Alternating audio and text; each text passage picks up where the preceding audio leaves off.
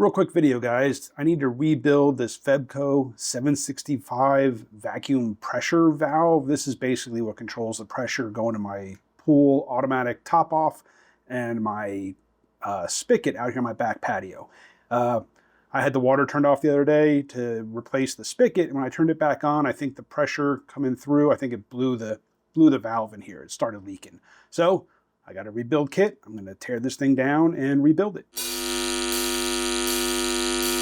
All right, and this is the kit that I picked up at Lowe's this morning. It's a FRK 765 BP. Hopefully this will be the right kit to rebuild this thing. It looks like all the bits and pieces are there, so let's tear into this thing. All right, the first thing you gotta do is remove this nut here. I've already kind of broke it loose to make sure I had the right size socket, and it's a 5/16. So we'll go ahead and get this thing off here, and we'll take a look at the insides.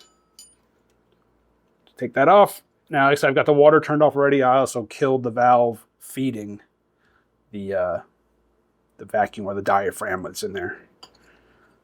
Open that up, and there we go.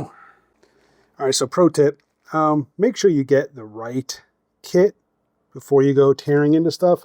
Once I got the cap off and realized I had bought like the 1 inch to like 1 1/4, 1 1/2. What I needed was the 1 1/2 and 3/4, and I should have known that considering that this has 3/4 inch fittings on it. So yeah, get the right parts.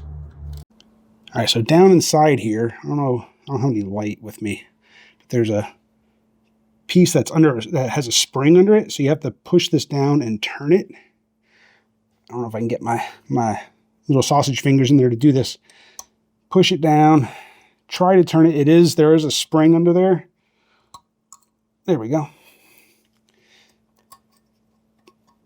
So this will come out now. It goes in just in this orientation with the tabs facing up. So that's how it'll have to go back in there. But then you should be able to pull.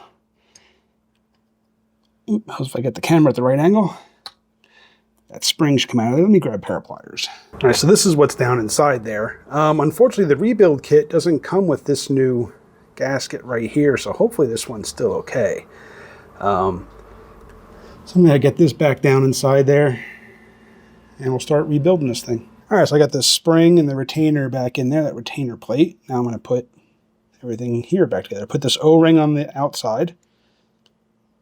Now this whole thing should just drop right in there. That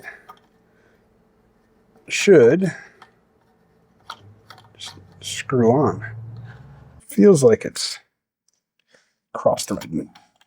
All right, once you get it so it's no longer cross-threading, I'm gonna take this as gently as I can. I don't want to break these nubs off. Gotta get it seated down so that this compresses all the way down there.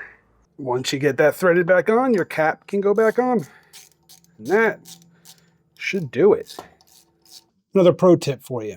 Don't over tighten this nut that holds the cap on. Otherwise you end up breaking the shaft. And then you have to go and buy a whole new rebuild kit. And you're out another 45 bucks. Yeah. But I got it all back together so I can turn the water back on and see if she leaks. All right, so as you can see, we got good pressure, no leaks, everything's holding up.